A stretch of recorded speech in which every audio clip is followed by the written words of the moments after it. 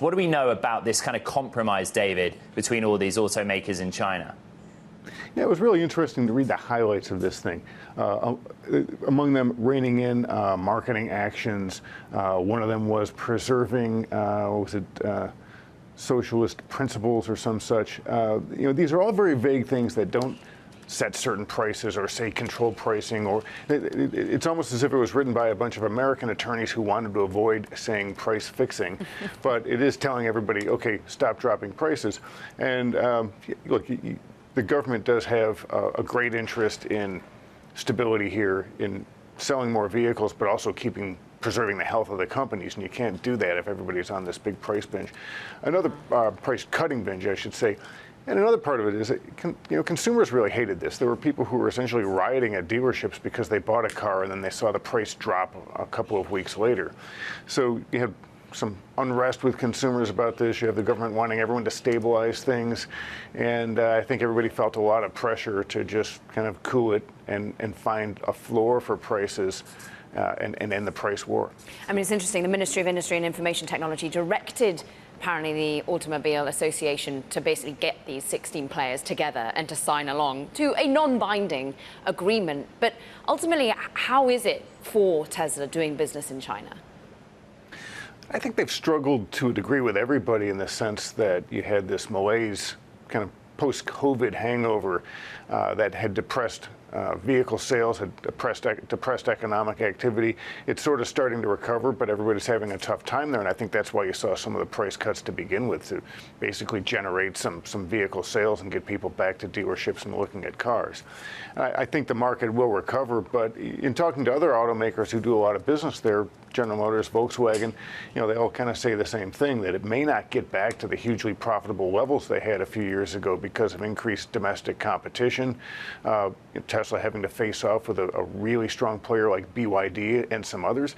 So I think the price levels that we have now, which are down from where they were a couple of years ago, I think that's here to stay. Yeah. And I think everybody's really going to have to fight it out with a lot of serious competition from the Chinese automakers. And look, that's something you can spread globally. Elon Musk has been cutting prices here in the US and worldwide because he's basically said, look, profit is my sacrificial lamb if I'm going to be able to go over market share at the moment. Does it feel like that has won, or can he now in China, for example, depend more on new models helping drive forward sales? Well, he's going to have to, and keep in mind, he has cut prices significantly over there and in every market. I kind of go back to my first economics class in college. Tesla basically had a monopoly on EVs for most of the past decade. And now that's changing. It's changing in Europe, too, because the European automakers are bringing vehicles out, and the European market tends to be pretty nationalistic in terms of brand loyalty. The Chinese market is starting to look more that way, and there is more competition in the U.S. with Ford, Hyundai, Kia, General Motors selling more electric vehicles. The German automakers are coming on here, too. None of their volumes are really big, but if they take 10% of the electric vehicle market this year, they're eating away at Tesla's market share. And if Elon Musk wants to protect that, he's going to have to drop prices, and he has. And he's got the margin to do it. Keep in mind, he sold very expensive vehicles for a long time. You're talking about mid-sized sedans and mid-sized crossover SUVs selling for $60,000, $70,000. That's all had to come down because he doesn't have the only vehicle for sale now.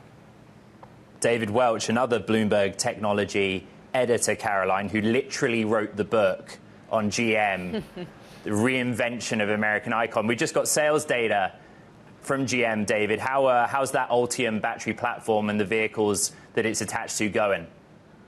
Slowly. They only sold about 1,400 of them. They sold about 1,400 EVs in the quarter, and it's been a lot of promise and a lot of slow ramp up with the Ultium vehicles.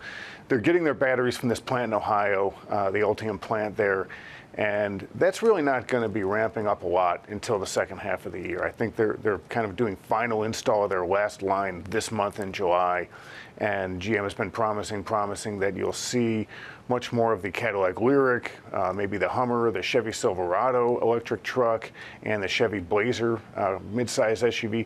You'll see that really coming on in the second quarter, and it's because of that plant. What it all means, Ed, is they won't have any excuses anymore in the second half of the year. They're really going to have to show that Ultium is cranking, that they've got the bugs out, that this is the right strategy, that spending all this time working on a dedicated electric vehicle battery and platform, not just retrofitting existing internal combustion vehicles like Ford did with the Mach-E and the Lightning, that what GM did is the smart way for the long term, and that they're starting to show results. And they've had a lot of different fits and starts, and now they really have to get it moving. And this is, I'd say third quarter and fourth quarter are the ones to watch and see if they're really finally executing, because they've had serious execution issues with electric vehicles at General Motors.